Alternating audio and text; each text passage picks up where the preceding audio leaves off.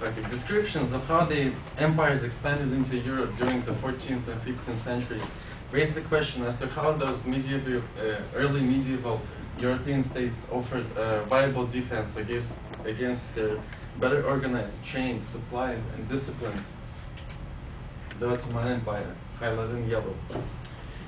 Historian Randall Munson refers to a Moldavian warlord named Stephen the Great, ruler of Moldavia since 1457 to 1504, a winner of 44 out of 48 battles so fought during his reign. What were the characteristics of that ruler who could not only survive as the ruler of a small state on an expansionary interest of Poland, Hungary, and the Ottoman Empire frontier for 47 years, but who also had the confidence to carry out successful military operations against what was arguably the most powerful state in Eastern Europe and the Middle East at the time. According to Randall Munson, a figure such as Stephen the Great would be characterized by an uncommon combination of courage, statesmanship, military expertise, and the ruthlessness needed to carry out his program. I'm sure you all have stories, read books, or seen movies about great historical figures. All countries in every nation have their own great rulers. So today I'll highlight the impact Stephen the Great had made on the Moldavian culture, specifically the three major battles he managed to win, and his impact on the Moldavian culture today. First, the Battle of Baia was fought on December 15, 1467, against the army of Hungarian king Matthias Corvinus. The battle was the last Hungarian attempt to subdue the independent Moldavia, as previous attempts had ended in failure. Corvinus invaded Moldavia due to Stephen's annexation of Kilia, circled in red on the picture, which is a fortress and harbor at the coast of Black Sea. The conflict ended with a bitter defeat for the Hungarians, who had an army more than 3 times the size of the Moldavian forces, about 40,000 versus 12,000, according to Randall Munson. This put an end to all Hungarian claims on Moldavia. Corvinus, the Hungarian king, almost died after being thrice wounded by arrows, but then escaped to Transylvania. In 1468, 1 year after, Stephen campaigned to Transylvania, and Corvinus would later negotiate a peace treaty and become allies. After 7 years, Corvinus of Hungary sent 1,800 soldiers to assist Stephen in his next major victory, the Battle of Vaslui, which I'm going to talk about next. The Battle of Vaslui was fought on January 10, 1475, against the Ottoman prince Hadim Suleiman Pasha. The battle took place at the high bridge near the town of Vaslui in Moldavia. The Ottoman troops numbered up to 120,000 versus 40,000 Moldavian troops. Stephen inflicted on the Ottoman a decisive defeat that has been described as the greatest ever secured by cross, with casualties, according to Venetian and Polish records, reaching beyond 40,000 on the Ottoman side. Stephen was later awarded the title Athletic Christi, the champion of Christ, by Pope Sixtus IV of Rome, who referred to him as the true defender of Christian faith. According to Polish chronicle Dan Glukos, Stephen did not celebrate his victory. Instead, he fasted for 40 days on bread and water, and forbade anyone to attribute the victory to him, insisting that the credit be given only to the Lord. After 1 year of the disaster of the Battle of Vaslui, the Sultan Mehmed II of the Ottoman Empire assembled a large army and entered Moldavia in June 1476. Stephen tried to avoid open battle with the Ottomans, following a scorched earth policy, which involves destroying any valuable resources that would be helpful to the enemy while retreating from that area, according to the dictionary.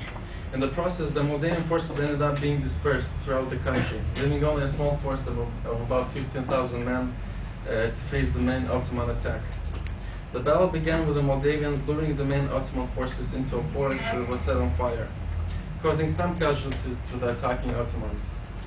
However, Ottoman army penetrated inside the forest and engaged the defenders in man-to-man fighting.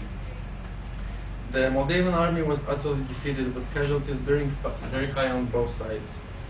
Stephen the Great retreated in the northwestern part of Moldavia and began forming another army. During that time, the Ottomans were unable to conquer any of the major strongholds in Moldavia, and they were also confronted with starvation, a situation made worse by an outbreak of the plague, a deadly disease, and soon were driven out of the country, some of them dying while crossing the borders.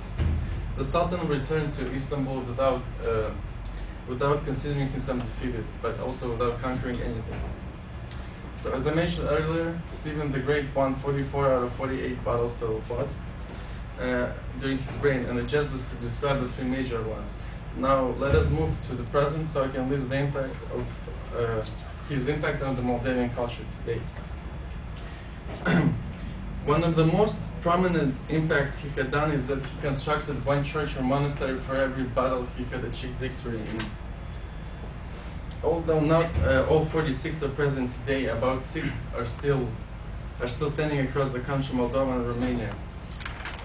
Here are the 6 bigger ones shown in the picture.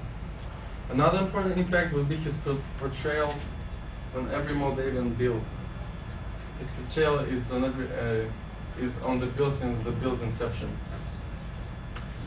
And that's his main monument in the capital of the country, downtown Chisinau. In conclusion, I've described the three major battles Stephen the Great had achieved victory during his reign and the impact on the Moldavian culture today. I hope you enjoyed the presentation, and I thank you for your attention.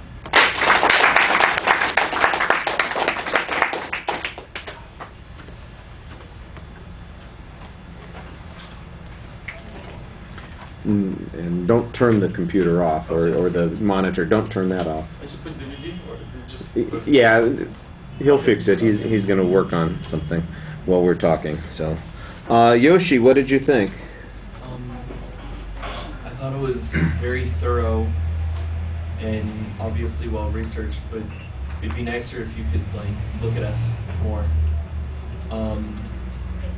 The beginning was kind of confusing. I didn't really know where you were going with it until you actually said, I'm going to talk about his impact on Moldavia.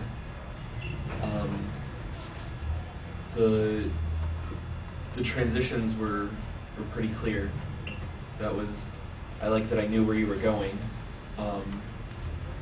That's pretty much it. Okay. I know what you mean, I think, about the introduction. I did like the identification of the topic, but it's not quite as strong as it could be. I thought it was once you got to your thesis and you set up sort of where you're going, everything fit together a little bit better, and for some reason it just seemed sort of awkward. I know what the topic is, but it's not pulling me in, and it's not focusing, not until you got to those other things, which came pretty quickly in the speech, so it's not like it was a big problem. It is very well organized. It's easy to follow. You have a combination of things. You have good verbal transitions when you're moving from the points, plus you also have the visual transitions that you use that also make those points pretty obvious. It was a little interesting to me that one of the battles that you chose to talk about was one that ultimately might have been described as one of the defeats, although in the long run it appears that it had, no negative consequence since the invaders didn't accomplish anything, and maybe that's because of that scorched earth policy, and I think that you did an okay job explaining that. You make some references. You've got a lot of historical data, but it sounds a little bit like you are sort of reading the history book version of it without telling us the story or getting behind the scenes or doing a lot of analysis. And I know it's hard to do much in 8 minutes, so you are a little constricted that way, and that creates a bit of a problem for you. The visuals were all very good. I think everybody could tell where it was you were at any given point. Stephen sounds like he was a badass sort of guy, and of Vlad the Jackal. There you go. That would have been interesting to throw in there someplace, you know. So I mean, there's some stuff in here that I thought was really effective. It's you know, this is a place that most of us don't know much about. We don't. The vast majority of people aren't going to know much history about it, so it's interesting because it's something different. And I thought you did a good job giving us kind of a visual context for it throughout the presentation.